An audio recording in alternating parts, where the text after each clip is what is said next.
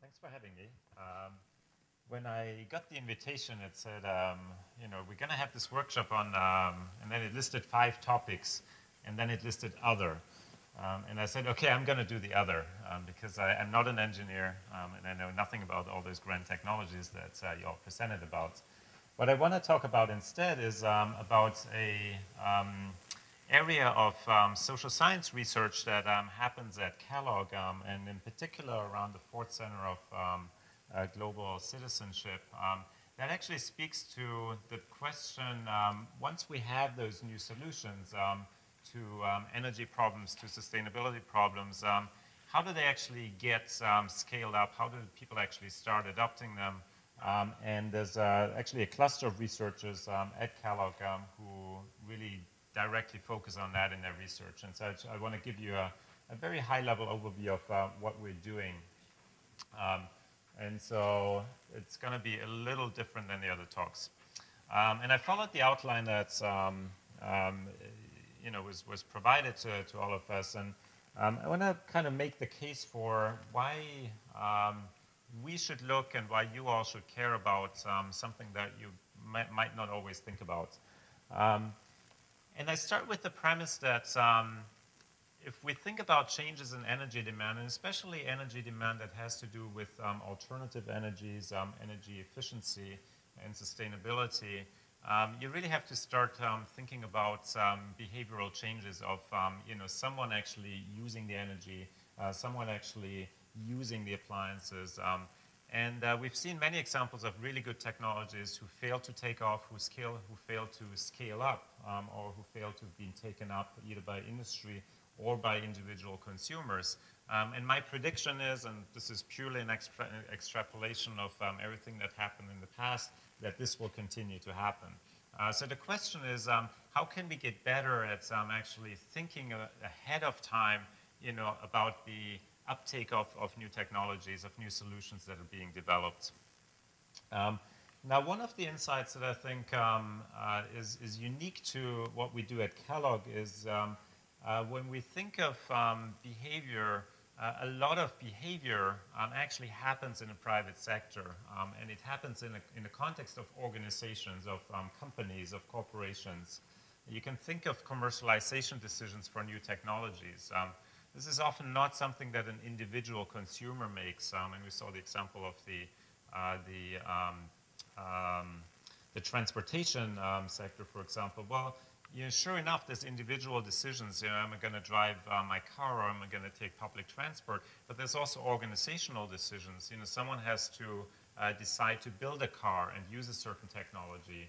That's an organizational decision, and that's a very unique context. You can think of the financing, so what do venture capitalists actually want to invest in?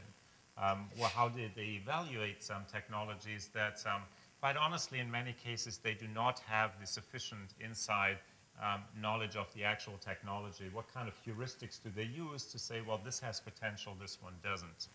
You can think of the marketing and distribution, and when you think of the energy sector in particular, I would actually argue that it's much harder to get several million people to change their everyday behaviors than to get a few large companies to actually decide to go a particular route and adopt certain energy solutions. You get a much quicker response, it's a much higher impact in the short run. All of those are organizational decisions, and so the point is that the corporate sector and the private industry actually plays a huge role in moving from the basic science to actually having an impact on our society and on the planet.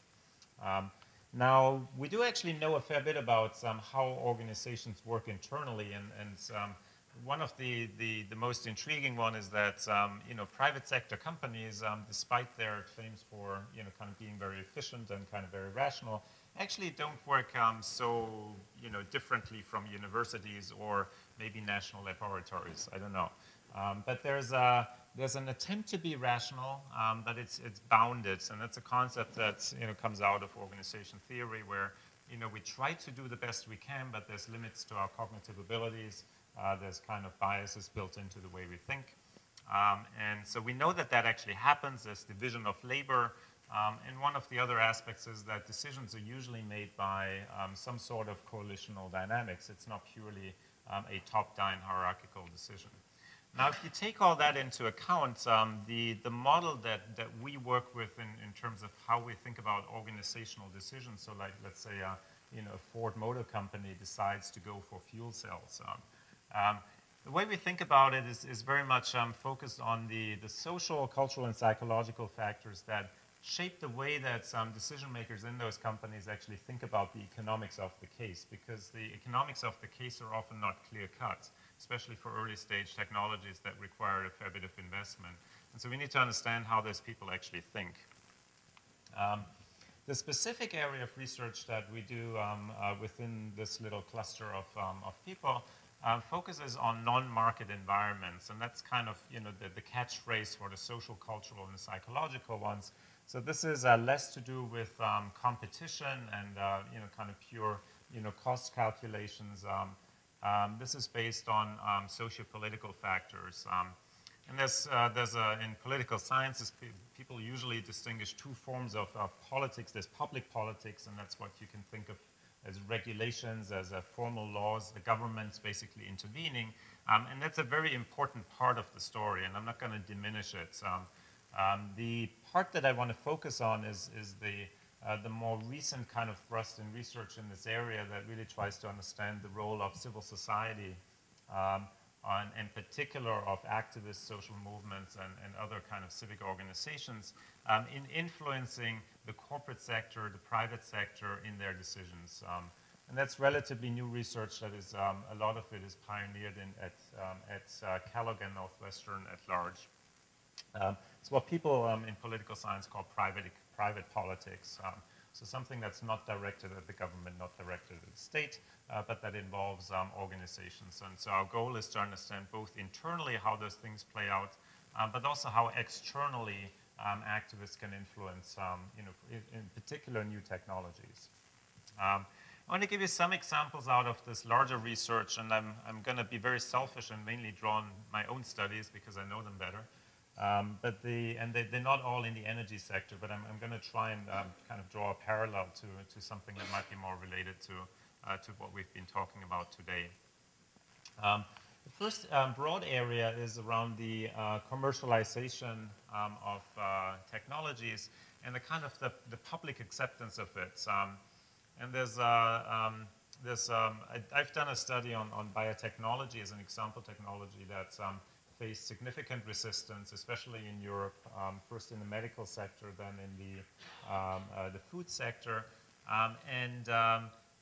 What we analyzed was how that actually translates into those internal organizational decisions. We found actually great variance within the private sector in terms of how companies react to the activism that basically people put up against a new technology. You can think of nanotechnology as a potential technology that could actually trigger a similar reaction. So right now it's under the radar screen, but there's a number of activist organizations who are actually quite critical. And so the question is, well, if this actually comes up, why do some companies actually stick with it and actually push it forward, whereas others are going to back up? Which countries are going to be more susceptible to activism? You can draw a parallel in the energy sector to the anti-nuclear protests that have led, for example, several countries in Europe to actually exit, and several companies to very quietly kind of move away from it. The flip side of that is looking at social movements that actually promote some particular technologies and actually play a big role in the uptake of them. One very interesting one is wind energy, and there's actually some really nice studies that show that even at a regional level, in counties and kind of states within the US where you had a very active environmental lobby, those were amongst the earliest adopters of wind energy, both in terms of usage, but also in terms of building facilities. And that was critical because it changed the economics of the game and actually provided some early sites to actually scale up the technology and do it. And there was a lot of civil society activity on the ground that actually enabled that. The second broad area that people in this group are looking at is on the creation of new markets that are particularly moving away from commodification and actually make people, at least some people, willing to pay extra. I personally looked at this in the somehow different market for grass-fed agriculture. I don't know how many of you have eaten grass-fed beef, for example, or have had grass-fed milk. People are actually paying a premium on something that used to be a commodity product. Now that's quite remarkable because it means that you can actually create a whole new market niche, something that people will recognize as something that is willing to pay more based on some perceived virtue of the products. And I would argue that many things around green energy have a very similar flavor. I usually, with MBA students, I use the Prius as an example. Why does the Prius work? It's because it's a technology that's visible, that is actually, it has the name Prius on the car. That's very important. People wouldn't buy it otherwise. And it's something that is easily, kind of understandable to people without the technological knowledge.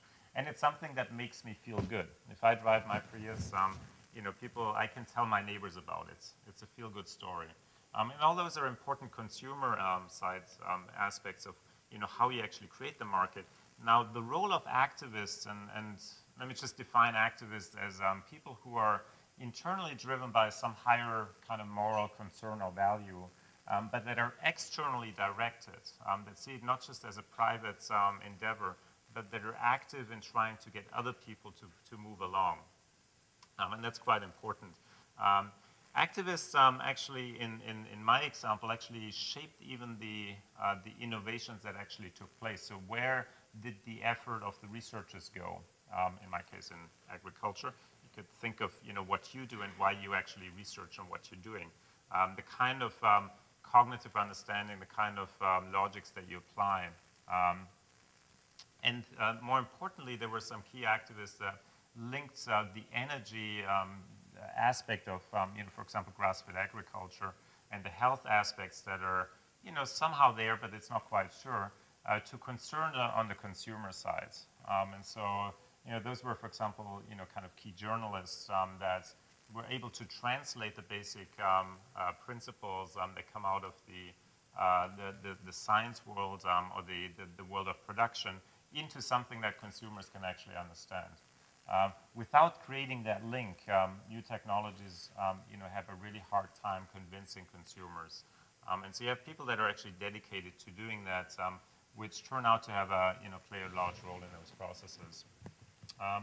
The last aspect of this kind of cluster of research is around the implementation of corporate greening. And if you again think of organizations as key players in actually, for example, adopting green supply chains policies.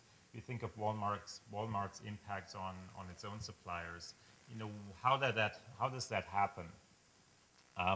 And so I've done some research on internal lobbying activities of people that are either in designated roles or that do it out of their own private interest, and the role they actually play in getting sustainability issues onto the agenda of managers within the company, and how those processes scale up over time. And we're looking at a combination of social network processes and communicative processes in terms of cultural resonance of particular framings. And it turns out that in companies that, for example, have joined the Chicago Climate Exchange voluntarily and entered this cap-and-trade system, it was by and large because there were a set of people that were highly committed inside those companies that were continually lobbying, both people higher up and laterally, and actually explaining to them, what it is that this, that this new thing is, why it's valuable, and why they should do it. And that without that, there was actually, very little early uptake of those sustainability goals. So the findings, if you want to look at it at a very high level, is that activists play a key role, both because they create and maintain informal social networks that can mobilize resources. That's both on the consumer side.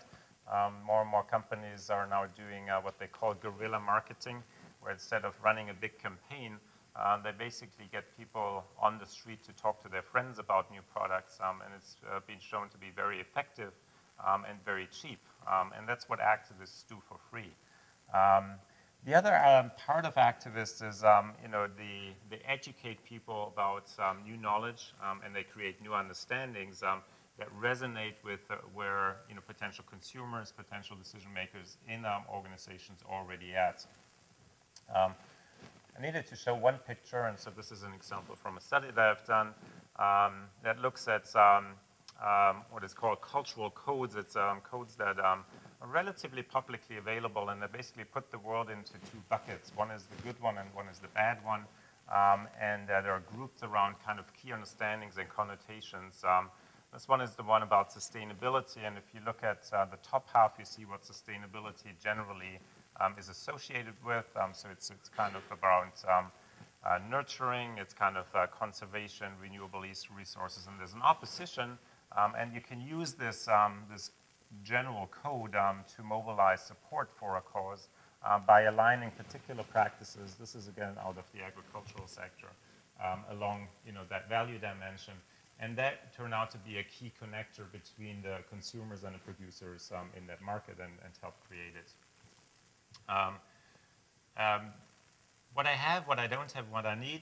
I have little, but I also need little. I'm a social scientist, so my research doesn't require large instruments and kind of labs. It's not very capital intensive.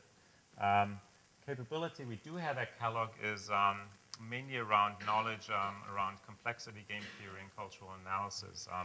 And again, this kind of idea of how can we kind of scale up and convince a larger group of people to actually take on new technologies that haven't really been out before. What would be nice to have is more interdisciplinary integrated research, and especially the link to people that actually do the science and the engineering behind it, because what we look at is usually how people perceive those things, not necessarily how well they actually understand it. I think I'm going to end here. Thanks.